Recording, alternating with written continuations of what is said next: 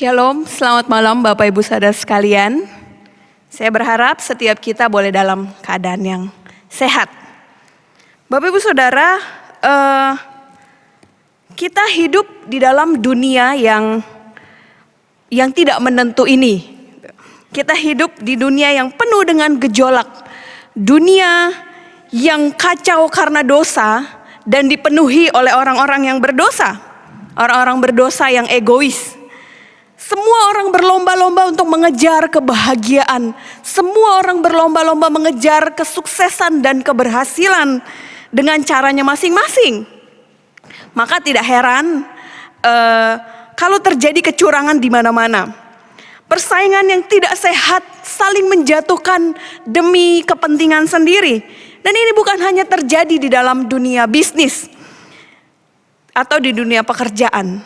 Tapi ini terjadi di dalam dunia pendidikan juga. Banyak orang shortcut untuk cepat lulus. Dan terjadi juga di dalam keluarga. Pamer kebahagiaan untuk menjatuhkan keluarga lain. Atau karena keegoisan sesama anggota, masing-masing anggota keluarga. Yang akhirnya kita tahu di berita banyak ayah bisa bunuh anak. Atau sebaliknya. Atau di dalam anggota keluarga bisa saling bunuh. Nah bahkan Bapak Ibu Saudara, ini terjadi di dalam gereja. Oh jangan salah, gereja pun bisa terjadi demikian. Mungkin memang tidak langsung secara vulgar saling bunuh atau saling tusuk, tidak. Tapi ada. Ingat khotbah minggu kemarin mengatakan bahwa ada lalang di tengah-tengah gandum. Pertanyaannya Bapak Ibu, apakah kita harus menjauh dari dunia ini? Apakah cukup dengan tidak melakukan kejahatan dan tidak berurusan dengan orang lain, tidak usah punya relasi yang terlalu dekat dengan orang lain, membuat kita baik dan membuat kita aman? Bagaimana kita sebagai umat Tuhan hidup di tengah-tengah dunia yang seperti ini? Mari kita buka Alkitab kita di dalam 1 Yohanes pasal yang kelima, ayat 1 sampai yang kelima. 1 Yohanes pasalnya yang kelima, ayat 1 sampai yang kelima. Bapak Ibu Saudara, saya akan bacakan untuk setiap kita. Iman mengalahkan dunia. Setiap orang yang percaya bahwa Yesus adalah Kristus lahir dari Allah. Dan setiap orang yang mengasihi Dia yang melahirkan, mengasihi juga Dia yang lahir daripadanya. Inilah tandanya bahwa kita mengasihi anak-anak Allah, yaitu apabila kita mengasihi Allah serta melakukan perintah-perintahnya. Sebab inilah kasih kepada Allah, yaitu bahwa kita menuruti perintah-perintahnya. Perintah-perintahnya itu tidak berat, sebab semua yang lahir dari Allah mengalahkan dunia. Dan inilah kemenangan yang mengalahkan dunia, iman kita. Siapakah yang mengalahkan dunia selain daripada dia yang percaya bahwa Yesus adalah anak Allah? Dengan jelas dikatakan bahwa iman mengalahkan dunia. Siapa orang-orang yang lahir dari Allah? Dan apa tandanya? Mari sebelumnya kita bersatu di dalam doa. Bapa, kami mengucap syukur untuk kerinduan dan penyertaan Tuhan di dalam hidup kami. Pada malam hari ini kami boleh bersama-sama naikkan doa syafaat kami ya Tuhan. Dan tibalah waktunya untuk kami boleh disapa, dijamah, ditegur, diingatkan oleh kebenaran firman-Mu. Tolong setiap kami Bapa untuk boleh mengerti apa yang Tuhan mau sampaikan bagi pribadi kami masing-masing. Tolong hamba-Mu yang menyampaikan Tuhan, tolong setiap kami yang mendengarkan. Biarlah kami tidak hanya mendengarkan, tapi kami boleh melakukan firman-Mu. Di dalam nama Tuhan Yesus kami mengucap syukur dan berdoa. Amin. Bapak Ibu Saudara, dikatakan bahwa setiap orang percaya, setiap orang yang percaya bahwa bahwa Yesus adalah Kristus, adalah orang-orang yang lahir dari Allah. Artinya orang-orang yang lahir baru.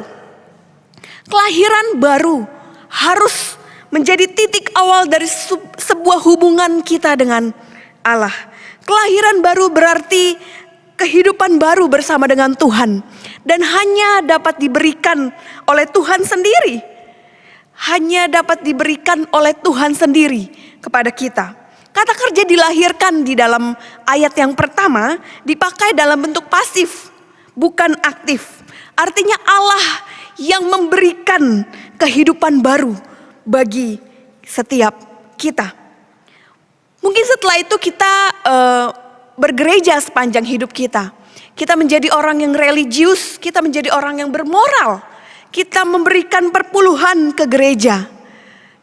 Namun semua itu tidak membawa kita masuk di dalam kerajaan Allah.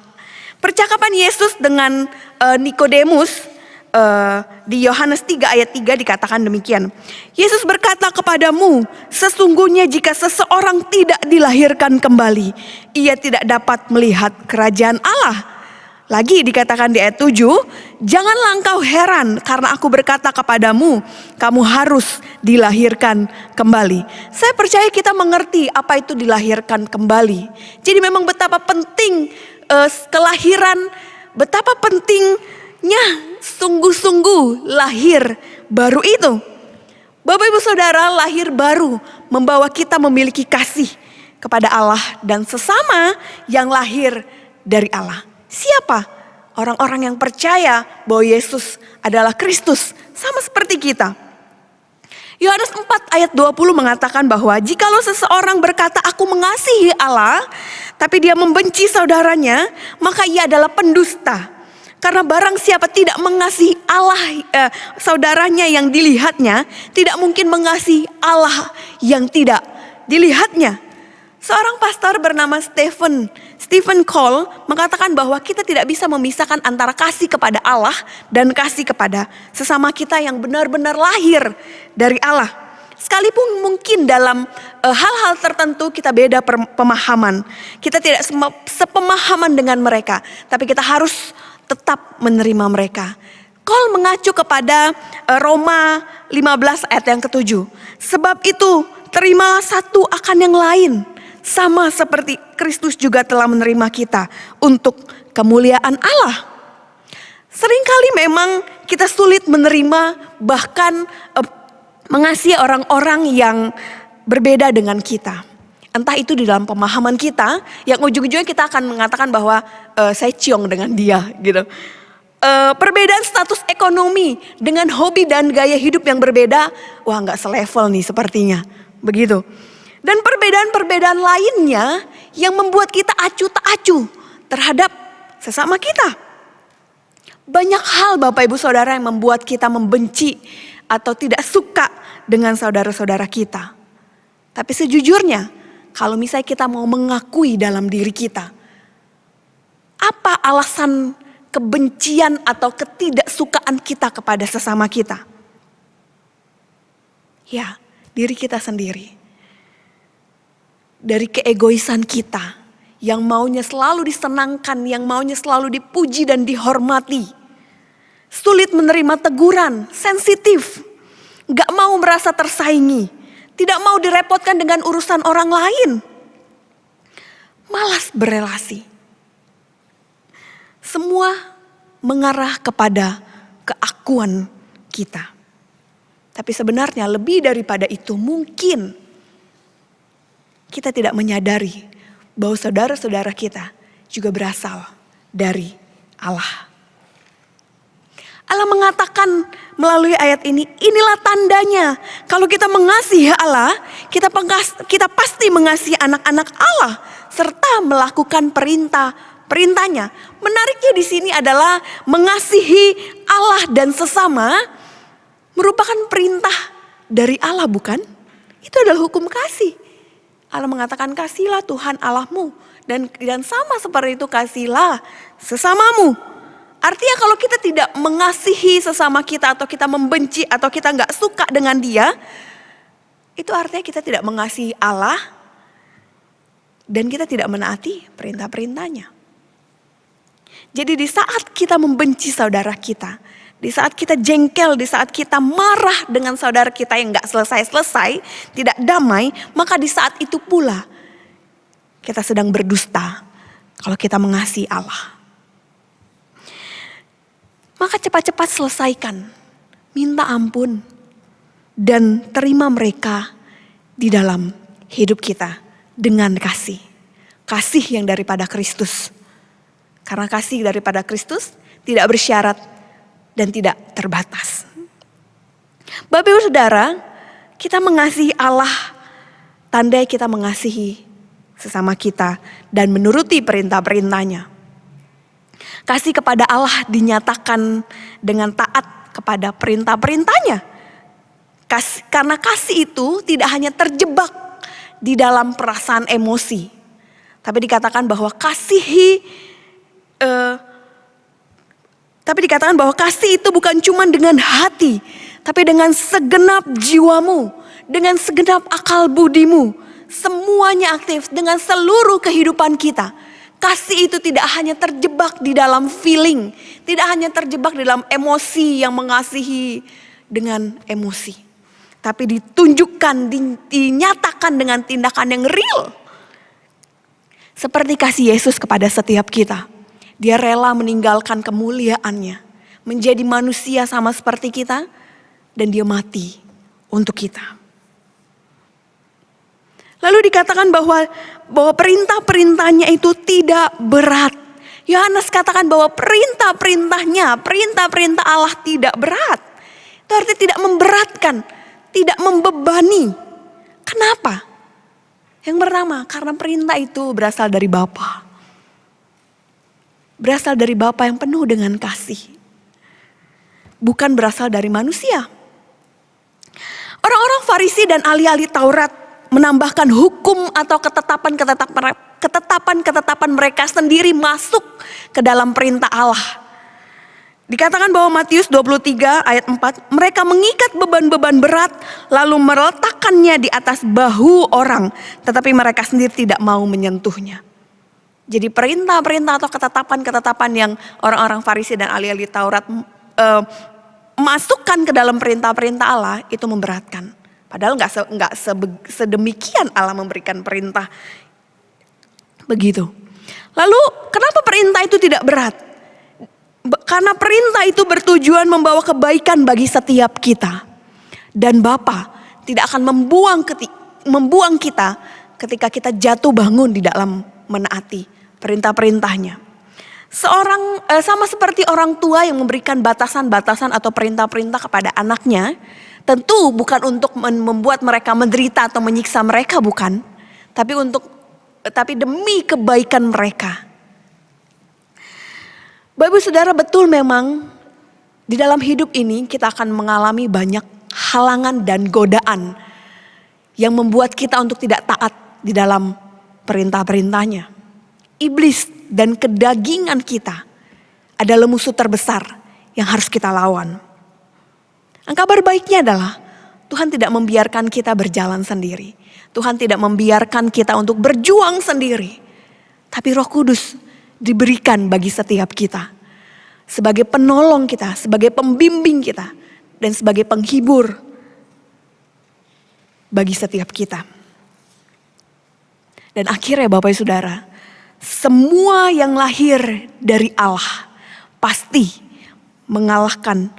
mampu mengalahkan dunia. Yaitu apa? Iman kita. Iman yang percaya bahwa Yesus adalah anak Allah. Anak Allah yang menyelamatkan setiap kita dari dosa-dosa. Menyelamatkan kita dari kematian kekal. Iman yang mempercayakan seluruh hidup kepada Allah. Karena dialah yang mempunyai kuasa atas hidup dan dunia ini. Iman yang tidak pasif, iman yang aktif, iman yang hidup, iman yang mengasihi Allah dan sesama. Serta mentaati perintahnya. Maka di ayat 5 dikatakan, siapakah yang mengalahkan dunia selain daripada dia yang percaya bahwa Yesus adalah anak Allah. Dengan kasih dan ketaatan Yesus kepada Bapa, dia mampu mengalahkan kuasa maut dan menyelamatkan kita, menjadikan kita pemenang. Maka sebagai anak-anak Tuhan, sebagai umat yang ditebus dengan kasih, ketaatan dan iman yang percaya kepada Yesus yang mengalahkan maut itu, kita mampu mengalahkan dunia ini. Sehebat apapun pergumulan kita, sehebat apapun pergumulan dan godaan dunia ini, sehebat apapun gejolak yang tidak menentu di dunia ini, tapi kita mampu menghadapinya dan kita pasti menang. Karena Yesus telah memberikan kemenangan itu. Sehebat apapun ancaman COVID, tidak akan mengalahkan iman percaya kita di dalam Kristus. Bukan artinya kita menantang COVID, tapi itu tidak merebut iman kita kepada Kristus. Pertanyaannya Bapak Ibu Saudara, apakah kita benar-benar sudah lahir baru? Apakah kita benar-benar lahir dari Allah? Apakah kita benar-benar memiliki iman di dalam Kristus untuk hidup di dalam kemenangan dan menghadapi setiap kondisi dan pergumulan kita di tengah-tengah dunia seperti ini? Mari kita berdoa.